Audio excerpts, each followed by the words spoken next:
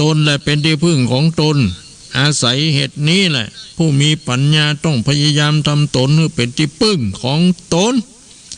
อย่าไปหวังพึ่งอาศัยคนอื่นอยู่ล่ำไป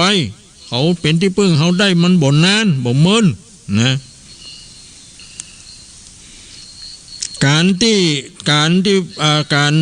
พึ่งตนเฮาเนี่ยพึ่งได้ตลอดไปนะพึ่งตัวเก่านี่พึ่งได้ตลอดไปการฝึกฝนทำตนให้เป็นที่พึ่งของตนนี่ก็คือพยายามทำตนให้เป็นคนดีให้มีคุณธรรมคนเฮาเมื่อมีดีอยู่ในตัวจริงก็ได้ชื่อว่าเป็นคนดีเพราะมีคุณธรรมเป็นคนนี่มีศักดิ์ศรีตกน้ำก็บ่ไหลตกไฟก็บ่ไหม้นี่คนดีนี่นะนอกจากจะเป็นที่พึ่งแก่ตัวเองได้แล้วยังเป็นที่พึ่งแก่คนอื่นได้แถมตัวนี่เพราะเป็นคนมีลักของคนดี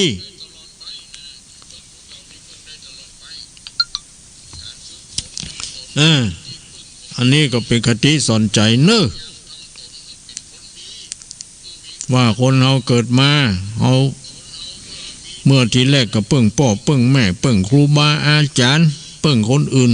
เพราะว่าเราไม่สามารถทำด้วยตัวเองได้พอเราเจริญวัยใหญ่ขึ้นมาแล้วเราก็ต้องเพิ่งตัวเองนะเพิ่งตัวเองจะทำให้ตัวเองเป็นคนดีก็ต้องทำดีจะทำให้เป็นตนเองเป็นคนเลวก็ต้องทำเร็วจะให้เปิ้นยกย่อง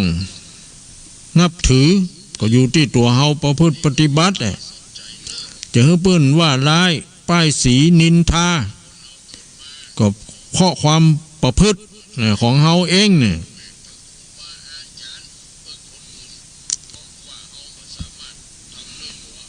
ที่เปิ้นว่าคนจะดีมันดีแต่อ้อมปอกคนบดีงอกเต็มหัวก็บดีจะเนี่ยนะเขาจะบ่ต้องเพื่อเขาได้ว่าอย่างนั้นน่ะ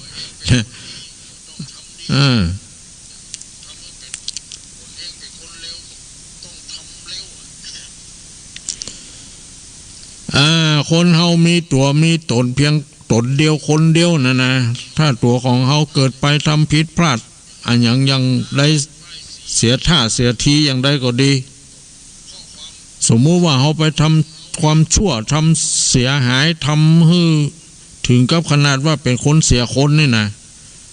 ที่เรียกว่าเสียผู้เสียคนหรือไปทำผิดกฎหมายถึงขนาดถูกเจ้าหน้าที่จับกุมส่งฟ้องศาลเนี่ยนะต้องคำพิพากษาไปอยู่ในคุกในตารางเนี่ยโอ้ยสำร้ายนะก็ต้องเข้าไปตั้งตัวคือเอาตัวของตัวเนี่ยไปเข้าคุกเนี่ยนะเข้าไปหมดตัวเลยจะเข้าไปครึ่งตัวก็บ่ได้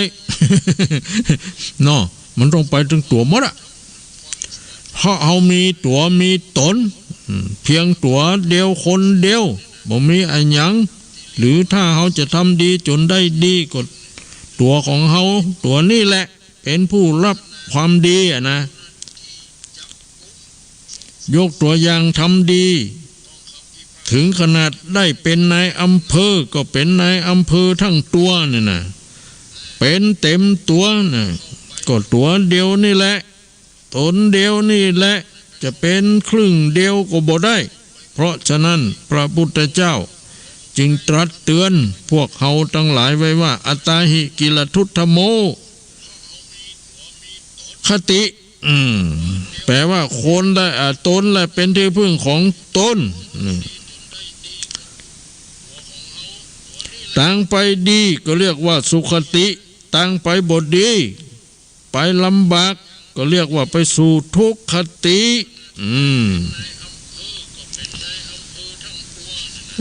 อันนี้ได้บรรยายขยายความให้แก่ท่านทั้งหลายมาได้รับฟัง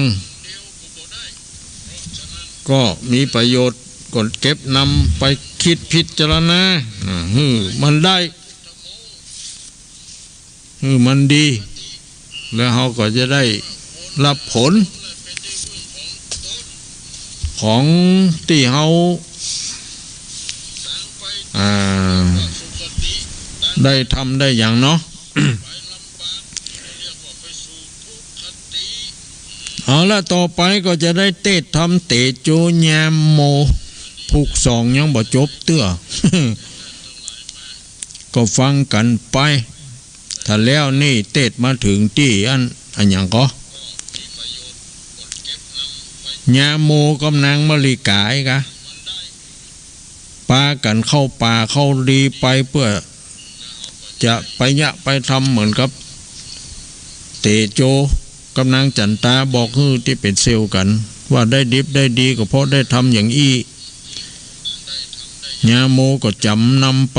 ประพฤติปฏิบัติเปียปาเอาเมียชื่อนางมะลิกาไปนี่เข้าแพะเข้าป่าไปหันใส่ปะหินจ้างมุบก็ขึ้นขี่บอกคือนางมะลิกาเอาขอมา เมียมันบักครับถามจ้างป่อมึงกันนั่น เรียกว่านะมันอู้กันบดีเนาะ บ่หินบ่ผาแต่อันนี้มันว่ากันเน็ตนี่ เนี่ยเพิ่นเรียกว่าคนเฮามันบ่ลงรอยกันมันเป็นอย่างอี้นะคนมันบ่ยอมกันเป็นอย่างอี้นะเลยบ่ได้เรื่องได้ราวซะอย่างอ่ะปากันไปป่าหนองบทธรรมโมสังโฆมันบ่ใจบวกใจหนองพอขอบหิมปบบหันปบบถึงนี่เนาะเมื่อใดมึงจะหาแห้งป่อมึงสอนใคร อันยังก็อ้างป่ออ้างแม่นี่มันกำเน็ตเนาะ ป่อแม่ปุ๊บบ่ใจหูเรื่องหูราวซะอย่างบ่ดีน่ะเวลาพิษเถียงกันเอาป่อแม่มาว่าน่ะเพิ่นบ่หูเรื่องหูราวหยังอ่ะ รับฟังกันต่อไปนะโมตัสสะภะคะวะโตอะระหะโตสัมมาสัมพุทธัสสะตัตตะโตปัฏฐานะแรกแต่นั้นมารุ่งเจ้าญาโมสุขเศร้าหัวใจ จริงรีบไปบอกกล่าวแก่เตโจเสียวเก่าสหายว่าข้าและนางมะลิกานายเอากันไปสู่ป่าเมื่อวันวานี้บทได้สั่งอย่างมาสักหน่อยหันแต่ผีอีก้อยกะพงตั้งผีปกกะลงพงดงพงพายจักดาตายกลางป่าเอากันถอยล่าเล่นขึ้นมาถึงโดยผาแปะใหญ่มหันใส่หนองหลวงป่าปันปวง เป็นหมู่มารวมอยู่หลวงหลายตูกูหมายว่าจักหะซ้ำไปปะใส่งูใหญ่เล่นเลยใส่คบตูเหลียวหลังพอดูตัวใหญ่เต้าสากลา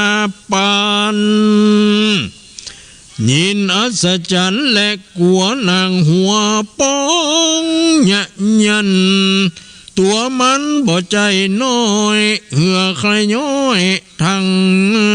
เหือใครไหลทางย้อยอิดบ่น้อยหิวใจจริงบ่ได้อันใดมาสักสิ่งและนาเสียวเฮย ญาโมปานางมะลิกาไปป่าดังที่ว่าแล้วบ่ได้อย่างสักอย่างปีกมามันก็ไปอู้ไปจ่าฮืดเตโจเสียวมันฟัง ในขณะยามนั้นเราเจ้าเตโจย้อยแย้มใครหัวบอกกล่าวจริงลูกเตียวเขาเหือนตนด้วยใจใส่อินดูสลีบุญจูสหายเก่าจริงกำเอาคำบ่เศร้า50 บาทมายื่นปันแก่ญาโม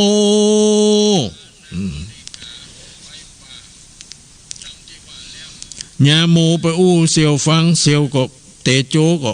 แย้มไข้หัวแล้วเข้าไปในเฮือนไปเอาคำมาไปกำเอาคำมา50 บาทน้ำหนักมันน่ะก็มายื่นปั่นให้แก่ญาโมเซียวว่าตัวจุงเอาไว้จ่ายกินจ่ายตานเตอะเนื้อเสียวเฮ้ยยามนั้นยาโมรับเอาคำมาแล้วก็อำลาเสียวแก้วเตโจเตียวย่างโซเซมาถึงบ้านจริงบอกตานฮือนางมาลิกาว่าวันนี้ไปหาเตโจสหายเสียวเตโจก็โผดภายเอ็นดูบละตูผู้ยากเสียวนี้มีกูลมากเหลือหลายจริงปั่นได้เงินบาทคือเอาคำมาฮือ50 บาทวันพวกนี้นางจุงไปกาดเอวละลาดซื้ออาหารญาโมเอาคำมาอูเมียมาลิกาฟังแล้วก็ฮื้อสู่เอาคำนี่ไปจ่ายกาดวันพวกนี้ไปซื้ออาหารการกินนี่หรอ ทั้งข้าวสารและเสื้อผ้าเหลือกว่านั้นเอาซื้องัวควายนางมาลิกานางก็รับเอาเงินไปใส่ในหม้อแล้วเอาผืนผ้ามาคาดต่อไว้สันดีรัตติญาในลอยทีกลางคืนนั้นเงิน50 บาทนั้นอยู่กับเหือนบ่ได้มันทำไมถึงอยู่บ่ได้เนาะ เป็นอันร้อนไม่ยิ่งกว่าฟืนไฟเหตุมันบ่ฟังกำไผ่สักหยาดมีแต่ประมาทเล่าขวัญผัว อันเนี้ยบุญว่าเจ้าของเฮือนนี่นะผิดเถียงกันด่ากันตึงวันอย่างผิดนั้นสันเล่าอย่างเงินคำอยู่บ่ได้อยู่ไหนนะเพื่อว่าเงินคำอยู่บ่ได้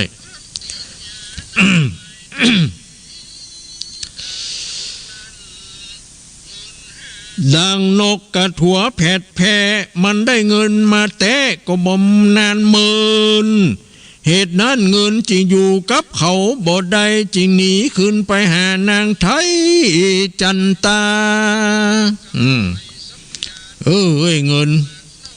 ที่เซียวเตโจเอาฮือยาโมมาอยู่บ่ได้ มันฮ้อนมันไม่เงินคำลักหนีวะหนีไป อยู่หาเจ้าเก่ามันเหี่ย ญาเมื่อรับลูกมาเมื่อเจ้าญาโมเข้าไปพอดูเงินมันก็เหินหนีไปไหนบ่เหลือสักบาทปนดังจักปั้นดังจักขาดใจตายนั่งกลืนน้ำลายตัวเก่าเอาหัวเขาเจ็ดน้ำตาปูนดีสั่งกาใจแต่ใบจริงรีบสอดใส่ปาโลไปบอกแกเสียวเตโจแก้วไทยว่าเงินอันเสียวปั่นไว้เมื่อวันวาบัดนี้กาดก้อยหายซอยจักมีคนมาพกก้อยหลักพอก็ว่าบ่หันมีใดอยู่ในหม้อไหเอาผ้าหุ้มไว้ป้อยหนีได้กลางคืนจักเป็นสันใดเล่านี่จ้า โอ้ยเสียวเตโจเฮ้ยล่อคำที่เสียวเอาค่าเอาไปไว้ในหม้อเอาผ้าปันปอกมัดอย่างดีลูกมาเมื่อเจ้าไปพอมมมีเหลือก็หม้อเป่าหกลก ยามนั้นเตโจจริงเลียวจ่ากับนางลาจันตาว่าจุงเอาเงินมาแถม50 บาทแถบ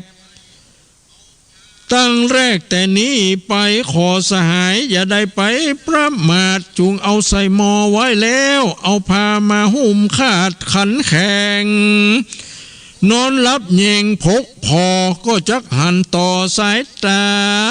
หันโจรมันมามันแม่นก็จักหูแก่นความจริงแล้วก็สู้จริงยับหือใดคนนั่นแหละผู้เอาไปแม่นจักเป็นไผคนใดก็อยู่ในเหือนเสียวหัน50 แถบก่อนหน้านั้นมันได้ลักย่องเอาไปญาโมเสียวบ่ทาสงสัยเพราะเหตุว่ามันเกิดใดบัดนี้เอาเงินหือแถมไม่ลองดูอันเนี้ยบางทีเขาเอาของเอาเงินคำเอาอย่างใส่ไว้ที่ไหนอย่างใดเนาะมันหายไปครั้งแรกเนี่ยถ้าเขาบ่เดือดบ่นั้นน่ะจังมันดักไว้บ่อู้ไผ่แล้วเขาไปไว้แห่ใหม่แล้วเขาควายโพกพอมันเป็นไผ่แต่มาลักเอาไอ้เนาะแต่ก่อนเขาเคยเนี่ยเคยทำน่ะมันมีขโยมคนหนึ่งมันมาอยู่วัดเพราะว่าเงินเขาไว้นี่มันไปหายไปที่ไหนเนาะ เขาก็ตึงบ่เดือดบ่นั้นบ่อย่างสักอย่างเขาก็เอาเงินไปไว้ที่เก่าวันแถมกำนั้นเขาก็พกพอนะโอ้จับได้ละกำนั้นมันมาเผียวมันเหลววักหรอ เขาพกพอมันเนี่ยเอาไปเอามากำเดียวมันกด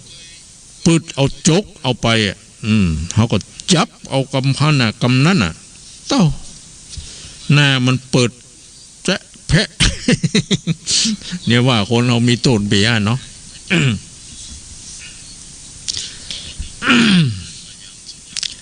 อันนี้ก็เหมือนกัน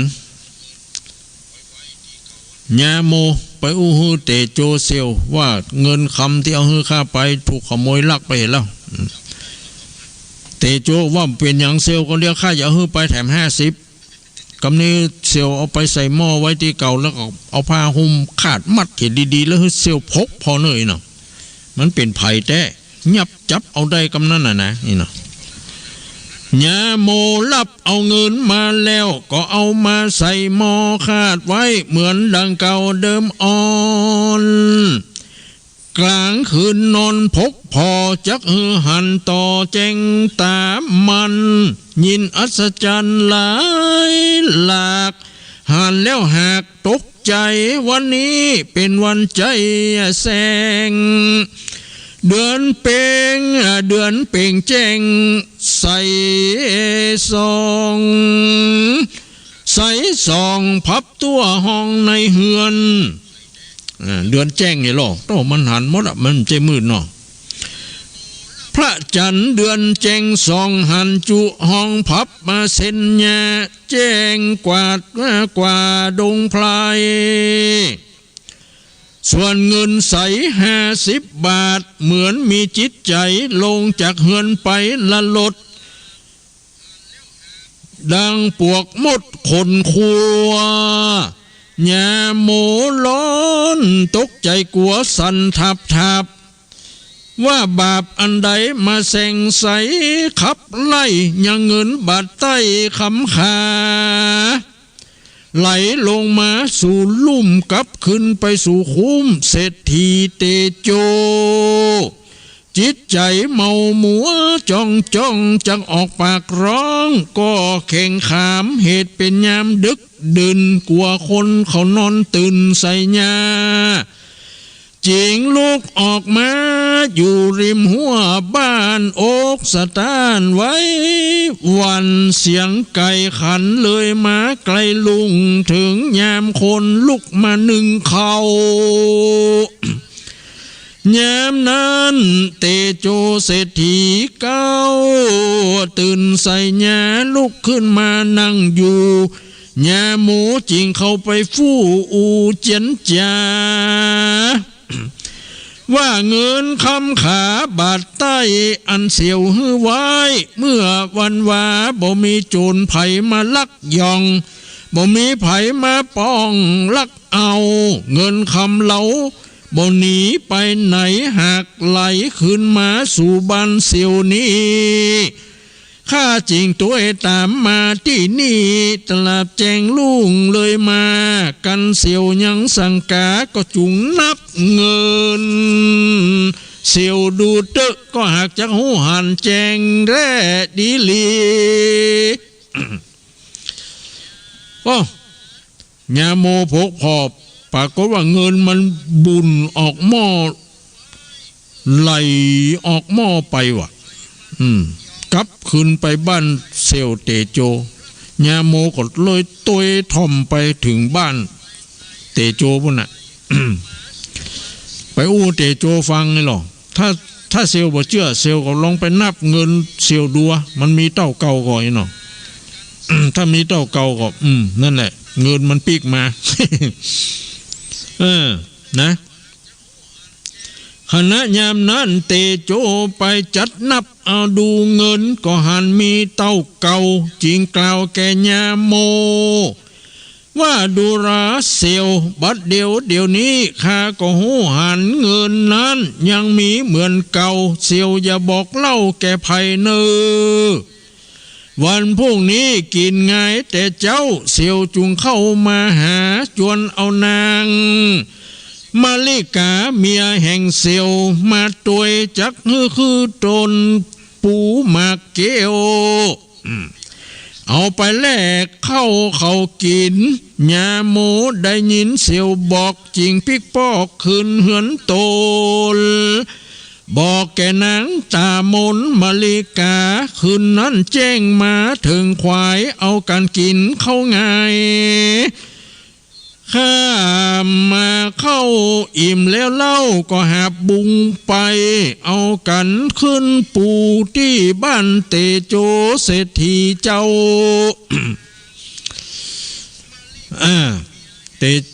เตโจก็บอกว่าบ่เป็นอย่างเซลปีกไปก่อนวันพูกมาแถมฮือปูเนี่ยฮือเซลเนี่ยปลาเมียมาตัวแล้วมาขึ้นปู ปูเกี่ยวหมากในกันเนาะ เพื่อเอาไปแลกเข้ากินนี่หรอก เพื่อแลกเอาเขาแลกของมากินว่าญาโมปี้จักปินเปียงคืนมาลิกาน้องอยู่ลุ่มปืนจุงเก็บใบปูมาลิกาเลงดูดาเปียดซาส่วนยาโมอยู่ท่ากองต่างกันไปถึงกลางขวางบ้านเตโจจริงต้านบอกสหายว่าคืนเอาหลายเตอะเซียวเพราะปูคามีนักมีหลายเอาจุนนักกันสองมือเซียวตีนอย่าไปกันสองมือนิ้วตีนอย่าจับกันสองตีนจับมือก็อย่าไปเกาะนิ้วรีบขึ้นเอาเตอะเนื้อเสียวอย่าให้เหลือข้างสักใบในขณะยามนั้นยาโมก็กระทำตามกำเสียวบอกเอาสองมือเกาะนิ้วแล้วปล่อยตีนแขวนก็มาตะลงทุกแสนลำบากบ่จ้างออกปากสันใดกันเอาสองมือไกวกวัดแกว่งแล้วเอาสองขาแข้งเกาะพันสองตีนยันก็ยังคืนปูบดได้จักดานั่งให้อยู่บนดินเอาไปเอามาเตโจบอกให้ยาโมขึ้นปูเอาตามใจเอาเสียงมดนั้นก็ได้หรอกยาโมซ้ำขึ้นบ่ได้วะเหตุว่าปินขึ้นบ่ได้เตโจได้หันสนั้นจริงร้องบอกฮือสหายว่าจุงขึ้นถึงปลายเนื้อเสียวเอามือเบื้องซ้ายเกี่ยวเกาะเนียวมือเบื้องขวาเก็บเกี่ยวบิดเอาใบปูงามเหลายิ่งล้ำเก็บหือเสียงซ้ำใบงาม ในกาลยามนั้นยามโมเมื่อเหือไข่ก่อนหนัวทางย้อยไหลเป็นถ้อยเป็นสายปุ่นดีใครให้ก็ห้องบ่ได้ยินยากไรใบนักนาจริงจะบอกกล่าวว่าเตโจเจ้าเหยเสียวสุดวิสัยแต่ใส่คาขึ้นต้นปูบ่ได้และเสียวเหยที่นั่นนะเลยเตโจเนี่ยนิ่มตัวบอกเราว่าคนเท่าเก่าโบราณเล่าไขขานบอกกล่าวว่าผัวและเมียเจ้าสองขาอุปมาตั้งตีนและมือช่วยกันยุบถือเกาะเหนียวช่วยกันเกี่ยวกระทำการช่วยกันสร้างสมปานสืบต่อจริงหาสมบัติใดหม้อเหมือนใจผัวว่ากำใดเมียตามดังอ่านเป็นลือเป็นจานตามรายเอากันคนควายแต่งสร้างสามัคคีอย่าร่างเสียการผัวเป็นมือก็ฮือเมียเป็นตีนยามเมื่อเมียเป็นมือก็ฮือผัวเป็นตีนช่วยกันปินเบี่ยงขึ้นจากลุ่มปืนถึงบนที่สุดปลายเปรียบเสมือนขี่เรือพายข้ามแม่น้ำกว้างไกลสุดเจนอ่างตาพอกันบ่ช่วยกันทอช่วยกันฝ่ายจักบ่สมหมายถึงฝั่งกำนามานั่งอยู่ท่าในเหือแม่นกำลำเหลือเล็กน้อยจุงอดอยู่ก้วยบรรเทาคนโบราณเก่าว่าไว้ก็หากมาได้แก่ยาโมเมียมานัวฟังเฝ้าบ่ฟังคำกล่าวแก่แห่งผัวมีเงินและคำกองเพียงหัวก็หมดเสียงบ่อยู่เลี้ยงก็กุมนี่ละตุ้มกว่าจ้อยเพราะว่านางนาดน้อยตนเมียมาตาเพียจมซ้ำบ่เก่งขามตนผัวในยะนึ่งแม่นผัวบ่ฟังกะเมียมีเข้าเต็มเนียก็หมดเสียงทั้งหมักเมี่ยงปูยาเงินคำขาก็หาบ่ได้ตุกยากไรถึงตัวผัวฟังกำสนสอนางเมียก็จ้างเสียพี่น้องฟังกำคนมาจ๋าสอฟ้องจ้างเสียเปื้อนบ้านและมิตรสหายอันเนี้ยผัวบ่ฟังกำเมียเข้าเต็มเนี้ยก็หมดเสียงเมียบ่กำบ่ฟังกำผัวคำกองเต้าหัวก็เสียงเนี่ยนะกำโบราณเพิ่นก็ว่าไว้เนาะก็คือบ่ถูกต้องล่องลายกันนั่นแหละผัวได้กำเมียได้10บางทีเมียได้กำผัวได้10เนี่ยนะเถียงกันไปเถียงกันมานะกะต่างก็บ่ลงรอยกันต่างก็จะเอาชนะซึ่งกันและกันเนี่ยนะคือบ่ยอมแพ้นะนักมวยนี่เพิ่นยังมีคนชนะมีคนแพ้เนาะแต่บางคนนี่มันบ่ยอมก็ต้องนอกอ่ะ นอกคือมันคว่ำลงไปคือมันตายลืมน่ะ เนาะอันเนี้ยเพิ่นก็เปรียบเทียมไว้อย่างนี้เปิ้นขึ้นต้นปูแล้วเปิ้นบ่ฮื้อมือก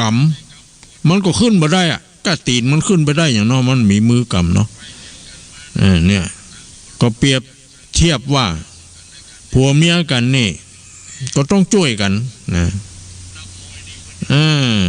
ต้องช่วยกัน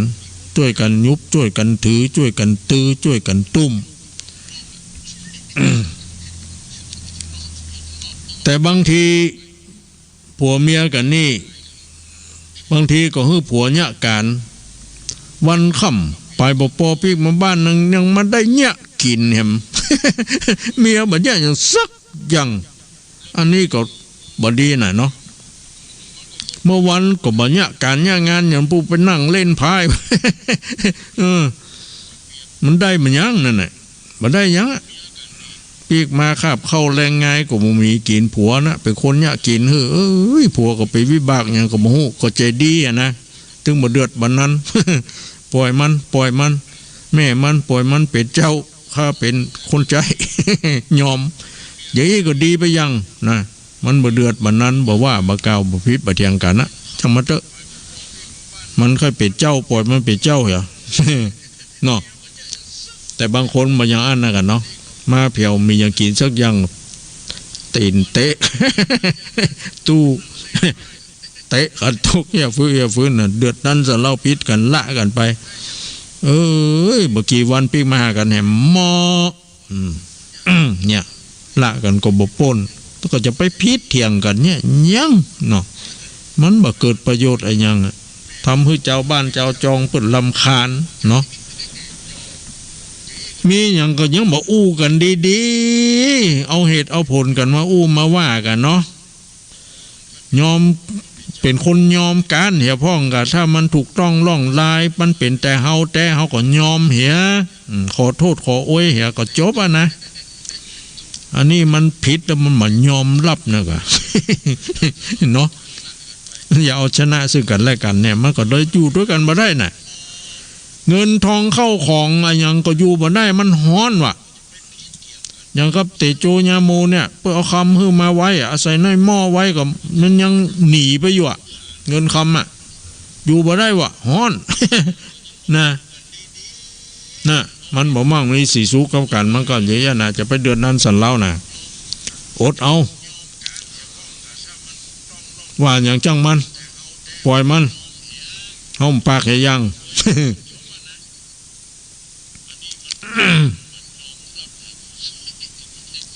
เนี่ยเพิ่นว่าผัวบ่ฟังกำเมียมีเข้าเต็มเมียก็หมดเสียงตั้งหมักเมี่ยงปูยาเงินคำขาก็หาบ่ได้นะตุกยากไล่ถึงตัวเมียบ่ฟังกำผัวคำกล่องเต้าหัวก็หมดก็เสียง เนาะ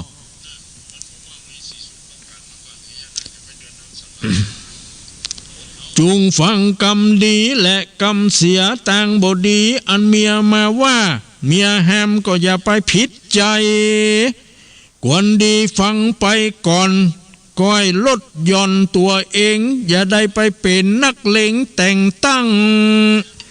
นกและจนไก่อย่าได้ไฟสุบฟินและดูดกินกัญชา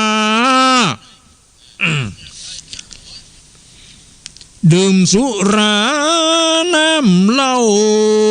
ตั้งยาบ้ายามายาอีอย่าไปมัวเมาลักเอาของต้าน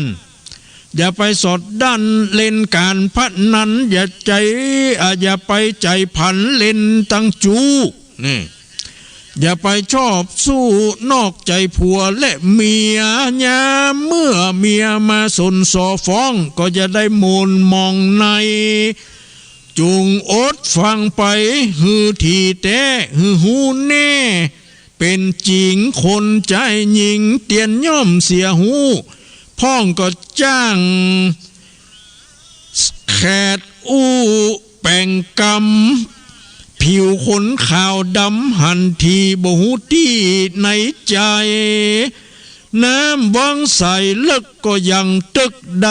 น้ำเจียวเลิกก็ยังถึงสายคนยิงใจจะลวกจะแง่วก็ฮือแง่วเป็นกลางปานกลางคนจะลวกจะแง่วก็ฮือลวกแง่วปานกลาง อย่าเชื่อใจจางอย่าไปหวังใจคนมันจ้างปลาจนใจเฮาอย่าไปเป็นคนหูเบาใจง่ายแต่เนื้อเสียวเหยว่า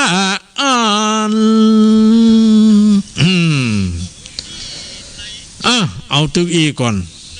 ก็บางกรมสมเด็จเสด็จผูกนี้ยังบ่จบเตี้ย ก้อยต่อกันไป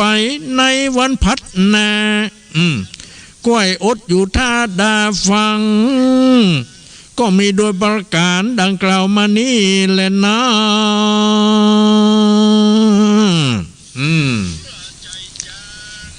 เอาก็คงจะได้คติมันน่าก็น้อยเนาะไม่ต้องอธิบายว่าอย่างละเพราะว่าได้อธิบายโดยว่าโดยไปแล้วเนาะต่อไปก็จะอันประกาศอนุโมทนาเห็นน้อยเหี่ยกำ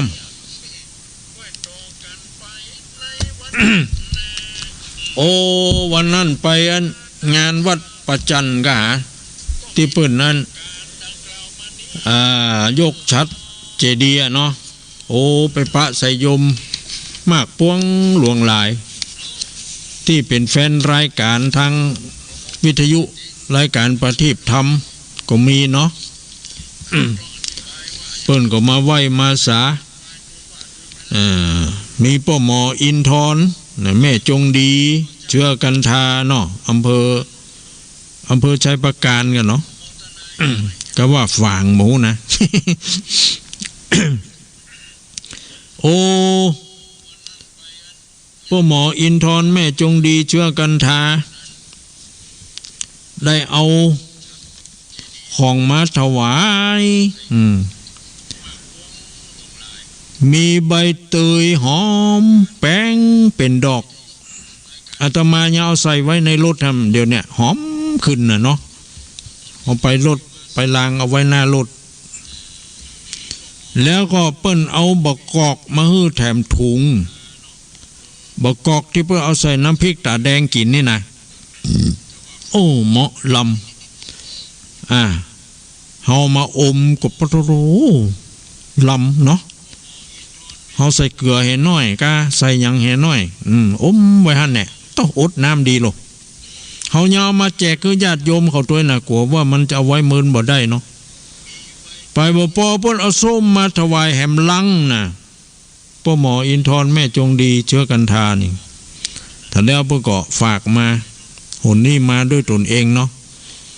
เอาฝากตุลุงวัดดอยไว้แล้วก็เพิ่นก็บอกเฮาไปเอาหั่นน่ะเอาใส่รถได้รับเรียบร้อยแล้วเนาะก็ขออนุโมทนาสาธุเน้อป้อหมออินทรแม่จงดีเชื่อกันทาเพิ่นเป็นแฟนรายการติดตามรายการอยู่เพิ่นบอกว่าวันดีคืนดีบางทีอัดเทปไปโลเสียงของตุลุงนี่อีโล เอาไว้ฟัง แก้ง่อมแก้เหงานี่หรอดีเนาะ ขอบุญรักษาอยู่ให้มีใจไปให้มีโชคลาภเนาะผ่าแป้ข้าศึกศัตรูหมู่ปัจจามิตรคิดสิ่งใดก็ดีเนาะในทางที่ถูกที่ชอบประกอบด้วยธรรมขอพลันสำเร็จเนอขออยู่ดีกินดีมีความสุขเป็นผัวแก้วเมียแสง เดี๋ยว แล้วก็มีแถมคนหนึ่งก็คือแม่เขียวบ้านปังอายเวียงป่าเป้าได้ไปไหว้ไปสาเอาซองถวายเป็นก้าไฟหรอกที่วัดประจันวันนั้นซองไหน20 บาทเป็น40 บาทเนาะแม่เนาะก็อนุโมทนาสาธุเนอแม่เขียวบ้านปังอายแล้วได้มาปะแม่อย่างแห่งคนแม่นะว่าโอ้บัดได้เกียมซองหรอกเขาว่ามันเป็นยังแม่แต่ก่อนแม่ก็ถวายอยู่ย่ายเนาะ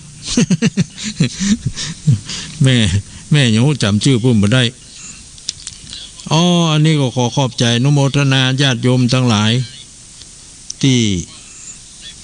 เลยเอาของมาฝากเอามาอย่างต่างๆอาตมาก็เอามาใจให้มันเป็นประโยชน์ส้มอาตมาก็เอามาแจกคือสลาทำการงานพ่องไผแจกไปเนาะเฮาก็เอาไว้กินพ่องน้อยๆนะ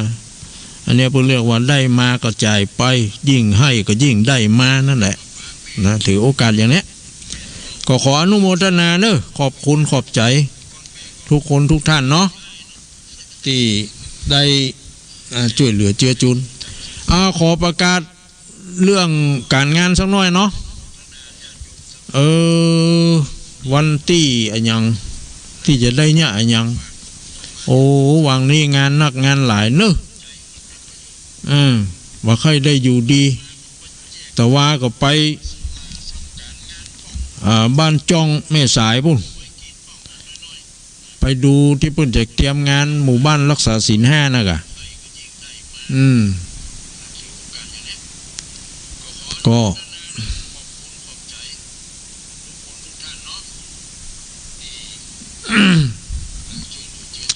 กำเดียวก่อนลองพอนี่ก่อนรายการมันมีอย่างพ่อง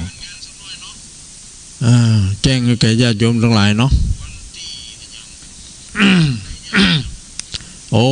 วันที่5วันพุธเนี่ยจะได้ไปเจริญพุทธมนต์มันใช่วันพุธอะวันนี้วันที่3วันพุธวันที่4อยู่ แต่ว่าวันที่5นี่โอ้ได้ไปเจริญพุทธมนต์เพื่อแผ่นดินเนอะเพื่อปวงชนชาวไทยที่วัดสันทุ่นเปานะญาติโยมวงศาตำบลแม่เจดี1-2ก็ดีเนาะอยู่ใกล้หันแล้วก็ตำบลสันสลีเวียงตำบลบ้านปงปางงิ้วตำบลเวียงกาหลงนี่ถ้าได้รับฟังนี่ก็ไปร่วมกันเนาะสวดมนต์เพื่อแผ่นดินให้อยู่ดีมีสุขเนาะเพิ่นทำกันทุกอำเภอนะแต่อำเภอเวียงป่าเป้าเฮานี่ก็สวดมาแล้ว4วัดละ4ตำบลนะวันที่5นี่ก็ตำบลสุดท้ายก็คือที่วัดสันต้นเปานะอันนี้ก็ไปร่วมกันเนอะเวลา10 โมงนะเวลา10 โมงเพื่อเริ่มพิธีสวดเจริญพุทธมนต์สืบปุราจาตาว่าไปนั่นน่ะเนาะตามนั้นน่ะวันที่5หรือวันที่5นี่ก็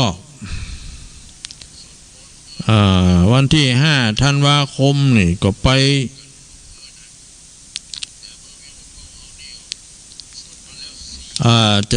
จะได้ไปที่วัดพระธาตุผาเงาอำเภอจังแสนดูอันนี้เปิ้นก็มีงานตาลพระเจ้าอันอย่างก็นั่นน่ะเปิ้นแปลงซุปอย่างไว้กลางน้ำนะพระธาตุผาเงาอำเภอจังแสนอันนี้มี2 งานในวันที่5วันที่6นี่ก็พิธีเปิดป้ายอาคารผู้ป่วยที่โรงพยาบาลเวียงป่าเป้าที่เปิ้นสร้างใหม่ฮะนะอันนี้เปิ้นจะมีพิธีกรรมอย่างต่างๆมีตั้งโรงทานมีอย่างต่างๆนะที่โรงพยาบาลเวียงป่าเป้านะอันนี้ก็ผู้ว่าหรือรองผู้ว่าเนี่ยเพิ่งมาเป็นประธานเปิดตั้งไหนก็จะมีเจ้าคุณวัดเชิงตะวันเนาะววัชระเวทีนั่นนะเวทีนั่นเดี๋ยวมันเป็นเจ้าคุณแล้วก็เจ้าคุณพบโชควัดหนองปักกั้งแล้วก็จะมีอาจารย์อย่างเฉลิมชัยโคสิทธิพิพัฒน์นี่แหละศิลปินแห่งชาตินี่เพิ่งก็จะมากันหลายกันนักอยู่วันที่6เริ่มเวลาตั้งแต่8 โมงไปละพิธีเปิดป้ายอาคารผู้ป่วยประชารวมใจโรงพยาบาลเวียงป่าเป้าที่เพิ่นสร้างใหม่ฮะนะโตเสียงสาวกว่าล้านกันนะอันนี้ก็ไปร่วมกันเนอะญาติโยมแล้วก็จะมีการนั้นสร้างหอศิลป์น่ะเดี๋ยวนี้ก็คณะศิษย์วัดปางงิ้วนี่เพิ่นก็แห่พระสมเด็จพระปฐมยอดขุนพลนะเพิ่นแห่วันนี้ก็แห่มาตั้งห้างต่ำนี่เนาะเป็นขบวนเลยนะอันนี้เพิ่นก็ จะเอาไปสร้างหอศิลป์แล้วที่ประดิษฐานพระสมเด็จ พระปฐมยอดขุนพลอันนี้ญาติโยมก็ไปกันเนอะวันที่6เพิ่นเปิดอาคารเนี่ยวันที่6นี่ก็จะได้ไปเจริญพุทธมนต์อายุวัฒนะมงคล พระครูวรธรรมานุสิทธิ์เจ้าคณะอำเภอวังเหนือนี่อันนี้ปรากฏนิมนต์อันนี้บ่าย4 โมงบ่าย2 โมงบ่าย2 โมงอันนี้คนละเวลาเนาะเขาเสร็จจากโรงพยาบาลเวียงเป้าแล้วก็เลือดไปวังเหนือนั่นแหละ แล้วก็วันที่ยังแถมโอ้นักอยู่เขาบอกว่าเดี๋ยวหมูนี้จะมาเถอะ โอ้เหลือเวลา10 นาทีแต่จะได้เปิดโอกาสให้ญาติโยมเนาะเพิ่นโทรเข้ามาบางทีก่อนเก็บไว้ให้นะญาติโยมเพิ่นจะส่งข่าวเอาแหน่มาว่ารับฟังผิดจะได้พ่องคืนวันนี้ดีบ่ดีอย่างไรเนาะเอาเชิญเลยญาติโยมเจริญพรใครจะโทรมา0819934074อ้าวโทรมาเลยใครจะเป็นสายแรกตะกี้โทรมากำกิ้งลองพอกันเนาะ รายการนี้เป็นรายการประทีปธรรมวันพัดทางสถานีวิทยุดอยหมอกเรดิโอของคุณโยมดารุณีเนี่ยคุณโยมดารุณีนี่ก็โอ้ใจบุญกุศลเพิ่นก็มีกิจการอย่างงานของเพิ่นเนาะ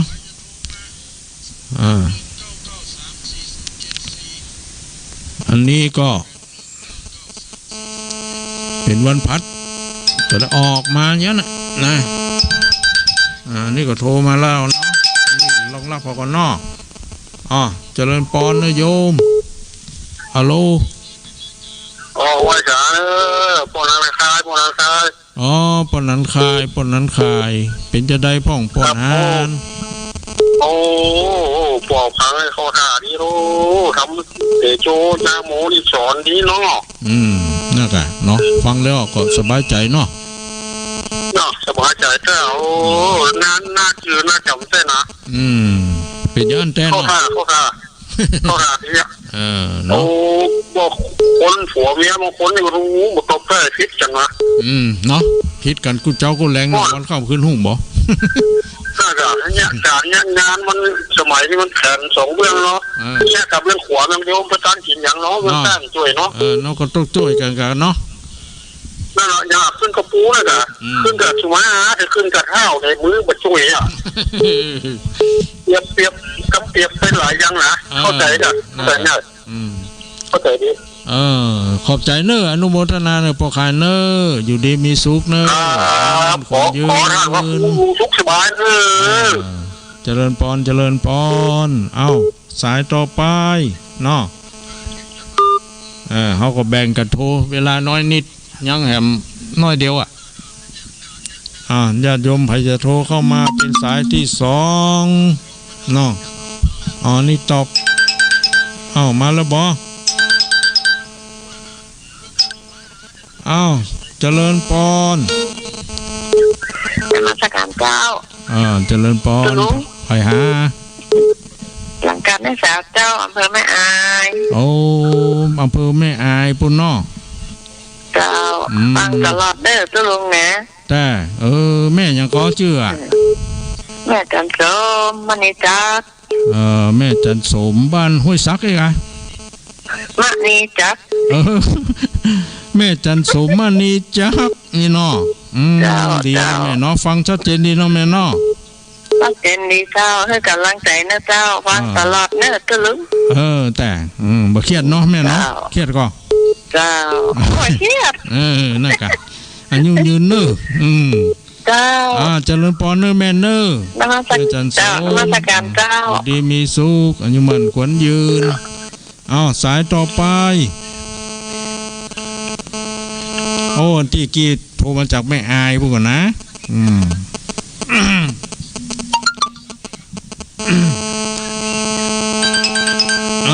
มาแล้วบอ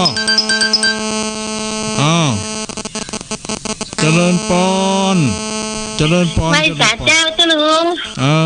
เจริญพรโยมโทรมาจากไหนชื่อเสียงเรียงใดแม่สีทอนหนองบัวสประการเจ้าแม่สีทอนหนองบัวเจ้า บ้าน ห ไหน นอง วะ บัวชัตการเจ้า เจ้า สมุทรปราการเนาะตะวันตกเนี่ยเนาะ เจ้าชัดเจนดีนะตะลุง อายุวันโนสุขังพลังเนยโยมเนออยู่ดีมีสุข เจ้ากับไหว้สาเจ้า เจริญพร เจ้า เมืองฝางมา2 สายแล้วเนาะสายอื่นวิทยุก็หาทั้งใดนี่ทั้งพะเยาก็ดีพะเยามาแล้วบ่ใช่ก่ะ เจริญพร กับไหว้สาเจ้า ชื่อเสียงเรื่องใดหาโยม ชื่อแม่เจนจิลาเจ้า แม่เจนจิลาเจ้าอำเภอดอกคำใต้เนาะแม่เนาะ เจ้าเพื่อเราคำใต้ว่าจะได้คืนนี้เครียดก็ฟังเป็นจะได้พ่องเจ้าฟังสิบ่เต้าจุ่มหัวในสมัยแม่เป็นละอ้อนแม่ก็เอาทุกอันแต่แล้วก็งอกอยู่ก็เจ้าอยู่มางอกตัวใดเจ้างอกอยู่แต่มันทุกมันจะซิดนี่แล้วเนาะมันต้องโทรบ่อยๆโทรหลายครั้งเป็นละออนกินแล้วเขาขวบหัวกินแล้วเขาทุกขวบหัวแหละบ่เต้านะโจกเอาในมาออกแค่กะก็ว่าจะได้กินทั้งไหมแล้วเอาขวบเปี้ยจักๆนั่นแหละดีกะผมมางอกนะเจ้าทั้งสีจูเนี่ยโมกับโมแต่เจ้าอย่าดอมแน่เนาะเจ้ากับไว้สาด้วยเจ้าดีมีสุขเด้ออายุมันขวัญยืนนี่มาแล้วบ่พะเยาที่จังใหม่มีหำกอกูเตือจังใหม่โลกจังใหม่นี่มาเนาะฝางมาแล้วเนาะพะเยามาแล้วนี่กะนี่ไผจ้าเจริญพรเจ้ากับไว้สาเจ้าไผหาแม่คำนวณเจ้าแม่คำนวณแจ้ซ้อนเนาะเจ้าก็จะได้แม่ฟังเป็นจะได้พ่องหาเจ้าฟังลงแล้วก็อารมณ์ดีเจ้าชัดเจนดีเจ้าติดตามฟังตลอดแหละดีพักแล้วแบบนี้สักกรรมเนาะพักเจ้ากะเมื่อใดพักแล้วมีสักกรรมเนาะพักแล้วบ่มีเปิ้นถ่ายทอดเจ้างานนั้นพระธาตุเจดีย์เจ้านะยินดีเนอะแม่เนอะอายุมันขวัญยืนอยู่ดีมีสุขเจริญพรเจริญพรอันนี้แจ้ซ้อนมาแล้วเนาะลำปางจังใหม่โลโดยรอ ไปทางใดเหียถ้าอย่างนี้การย่างงานผมได้อยู่ฟังหูอีเนาะอยู่นี่มาแล้วบ่ไปทางใดเหียเจริญพรไว้สายไว้สายตุงเจ้าเจริญพรเจริญพรแม่โทรมาจากไหนแม่สลัดเจซ้อนเจ้าแม่สลัดเจซ้อนเนาะเจซ้อนเจ้ามันลุงเด่นเอาอย่างกรอบมั้งให้เจ้าแต่ซาของกำได้กำพองแล้วยังไม่ถึงกันนะเจ็ดกันมาไหวก็เป็นอย่างน้องแม่เนาะมันน่าป้ากันใหม่ค่อยว่ากันแถมเนาะยินดีเนอะตั้งแต่สองอย่าพาไปลุงอายุวันโนเนอะต้องพาไปอายุวันโนสุขพลังเนอะแม่เนอะหมดเวลาแล้วแม่เนาะเจ้าสาธุเจ้าก็ขออนุโมทนาสาธุกับญาติโยมทั้งหลายที่ติดตามรับฟังรายการปฏิบัติธรรมวันพัดในวันนี้จากทางสถานีวิทยุดอยหมอกเรดิโอเนาะขอขอบใจอนุโมทนาสถานีดอยหมอกเรดิโอทีมงานของคุณโยมดารุณีและสถานีต่างๆที่ก็สัญญาณไปเนาะวันนี้ก็หมดเวลาแล้วก็ขออนุโมทนาสาธุขอให้ทุกท่านอยู่ดีมีสุขอายุมั่นขวัญยืนเนาะจากทุกโศกโรคภัยไข้เจ็บนานาประการมีความสุขความสำราญเบิกบานใจมีโชคลาภวาสนาบารมี